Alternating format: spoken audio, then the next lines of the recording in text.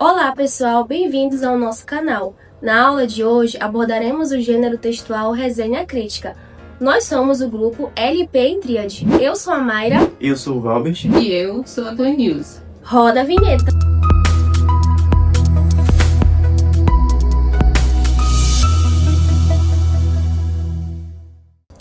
O nosso objetivo é ajudar você a entender e produzir esse gênero com facilidade. No vídeo de hoje, iremos abordar o que são gêneros textuais, o que é um gênero resenha crítica, as etapas de elaboração de uma resenha, além de vermos trechos de resenhas e as regras para sua estruturação. Para começar, precisamos entender o que são gêneros textuais. De forma bem simples, os gêneros são diferentes modelos de texto que usamos para nos comunicar no dia a dia. Eles surgem das nossas necessidades sociais, ou seja, para cada situação de comunicação, usamos um formato de texto diferente, como, por exemplo, a notícia que serve para informar, a receita que serve para ensinar e a propaganda que serve para convencer. Para identificar o gênero e saber como escrevê-lo, observamos 3 pontos principais. O primeiro, o objetivo. Todo gênero tem uma função. Ele serve para informar, para dar uma instrução ou para apresentar uma análise crítica. Segundo, a estrutura. É a forma como o texto é organizado. Ele possui uma divisão clara em parágrafos de um título e segue uma ordem de apresentação. E terceiro, a linguagem. É o tipo de palavras que escolhemos. A linguagem deve ser adequada para quem vai ler o texto, podendo ser mais formal ou mais descontraída. Os gêneros textuais podem ser orais ou escritos e estão presentes em diversos contextos da nossa vida, como na escola, na internet, nos livros e nas conversas do dia a dia. Entender esses pontos é o que nos permite escrever com clareza. Agora que já temos essa base, vamos explicar para vocês como funciona a estrutura e a elaboração de uma resenha. Vamos conferir?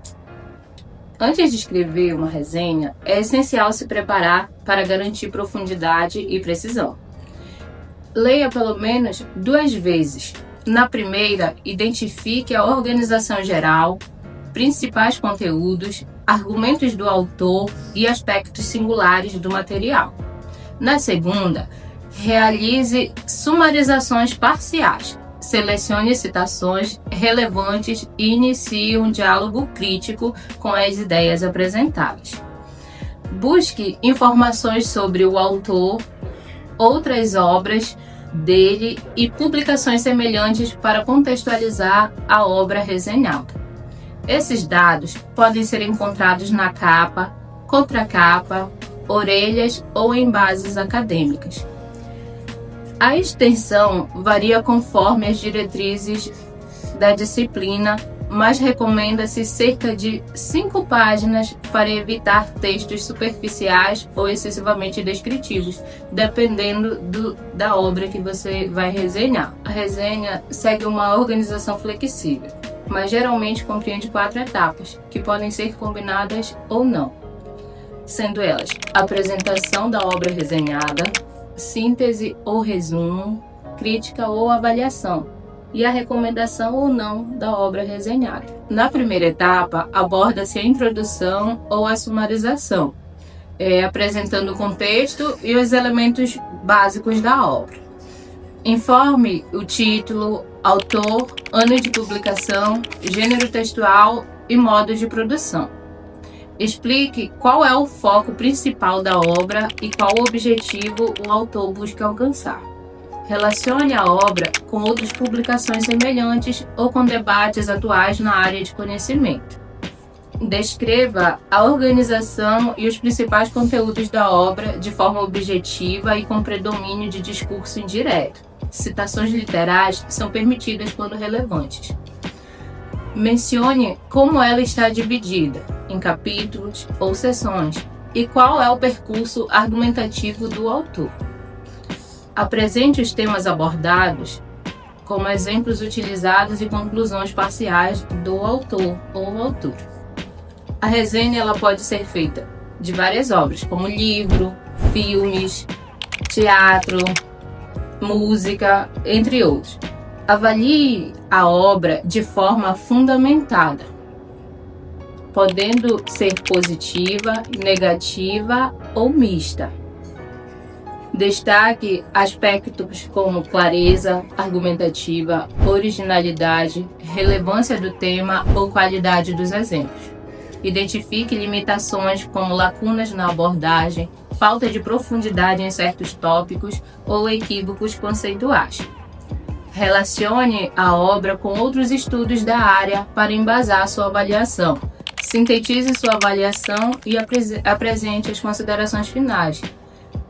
Indique se a obra é recomendada ou não e justifique o porquê. Mencione limitações que possam influenciar a leitura. Identifique quais leitores se beneficiariam mais com a obra, por exemplo, estudantes de graduação, pesquisadores da área, profissionais da educação. E destaque aspectos inesperados ou de destaque que chamaram sua atenção. Já falamos sobre os gêneros textuais, o gênero resenha em si, e também falamos sobre as partes da resenha. Agora, vamos à prática, verificar alguns trechos de resenhas e aprender também a formatar segundo as normas da BNT para quem vai fazer no notebook. Então, pessoal, vamos à parte prática. Primeiramente, vamos aprender a como formatar uma resenha segundo as normas da ABNT. A ABNT, para quem não sabe, é a Associação Brasileira de Normas Técnicas. Então, vamos lá. Primeiramente, devemos entender que, como foi dito anteriormente, a resenha não possui uma ordem fixa no que diz respeito às suas etapas de elaboração. Por exemplo, a apresentação da obra, resumo, avaliação e crítica e recomendação ou não da obra. Essas 4 partes são flexíveis, isso diz respeito ao corpo do texto, mas na questão estrutural, de como ela deve ser formatada, existe sim uma ordem. Por exemplo, vocês vão começar com o cabeçalho da escola de vocês. Aqui temos uma resenha que está toda desestruturada e nós vamos formatar ela agora. Essa resenha foi feita por mim na disciplina de produção de gêneros acadêmicos do meu curso de graduação, certo? Então, o que temos que ter em mente? O cabeçalho e o título devem estar centralizados. Aqui eles estão alinhados à esquerda. Para centralizar, basta vir nesse ícone e centraliza. O cabeçalho tem que estar também juntamente com o título em caixa alta, em letras maiúsculas. O título deve estar em negrito. Se não estiver em negrito de vocês, basta vir aqui nesse Nzinho aqui. Pronto, está em negrito. O nome do autor deve estar alinhado à direita. Quando vocês digitarem, ele vai ficar aqui. Mas devem colocar alinhado à direita, aqui nesse ícone. Pronto, alinhou. Pessoal, nessa primeira parte, o espaçamento entre linhas, desde o cabeçalho às referências, deve ser simples. Então, tá vendo aqui esse ícone? Basta vir no número 1 e o espaçamento já fica simples. Essa primeira parte do cabeçalho, a referência já está pronta. Agora vamos aprender a formatar o corpo do texto, certo? Essa referência aqui, só para ressaltar, ela diz respeito a um capítulo de um livro que foi o qual eu resenhei na disciplina. Aqui vamos agora para a parte do corpo do texto. Percebam que o texto está todo bagunçado. Aqui ele está até alinhadinho, porém do lado direito está todo bagunçado.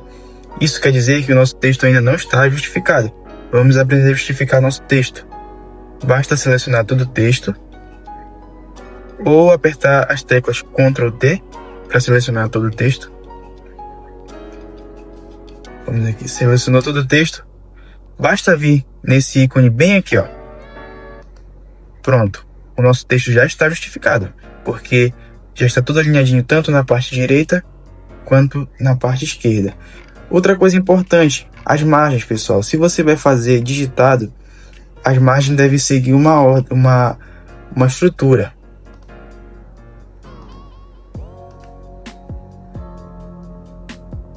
Por exemplo, vindo aqui em esquema, no meu esquema, não sei como vai aparecer para vocês. Eu acho que vai aparecer na parte de layout. Vem aqui nessa primeira parte, nesse ícone, nessa setinha, certo?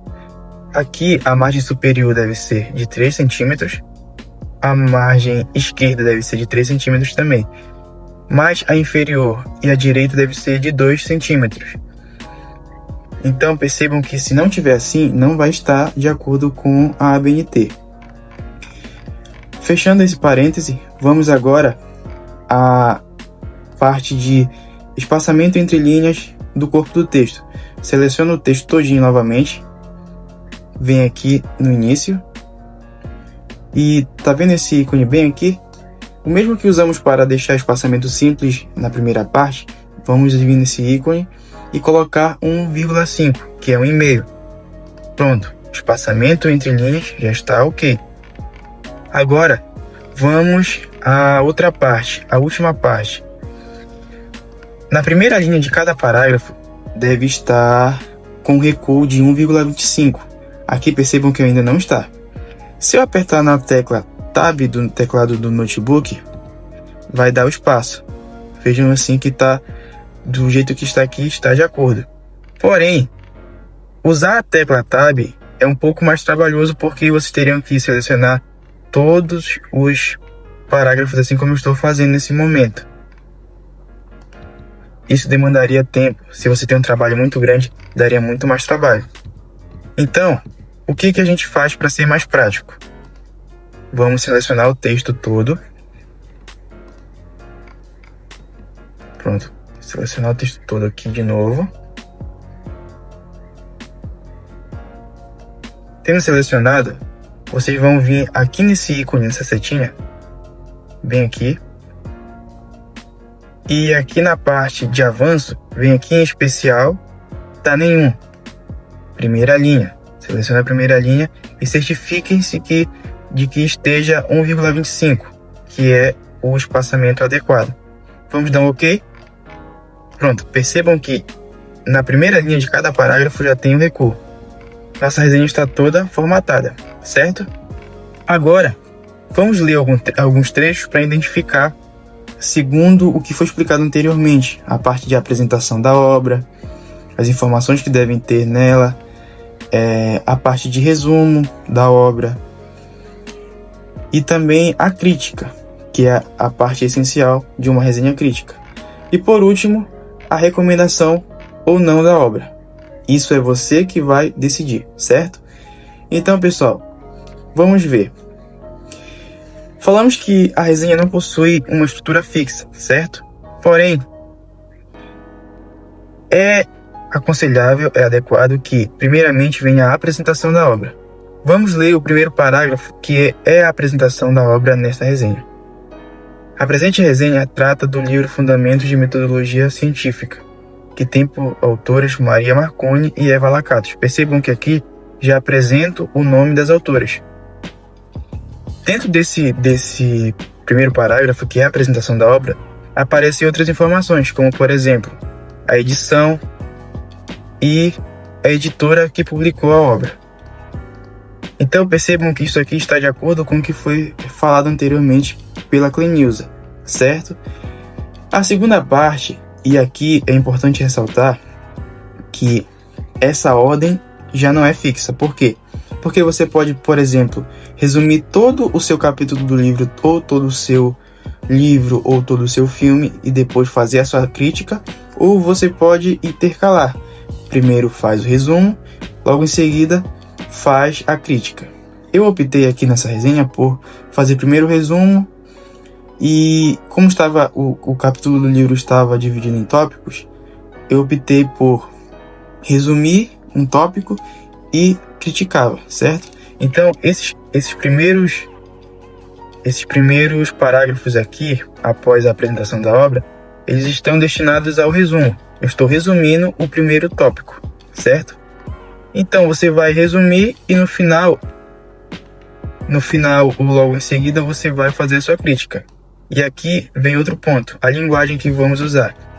Você pode usar tanto a segunda pessoa do plural quanto a linguagem pessoal. Mesmo que você faça sozinho essa resenha, você precisa, se não for usar a linguagem pessoal, você precisa colocar sempre na segunda pessoa do plural. Por exemplo, eu optei por usar a segunda pessoa do plural. Então percebam que o verbo aqui, eu estou reforçando a ideia das autoras de que na primeira seção É de suma importância diferenciar o conhecimento científico dos outros tipos de conhecimento. Então aqui eu estou me posicionando, estou fazendo a minha avaliação, a minha crítica diante daquilo que as autoras propuseram dentro da obra.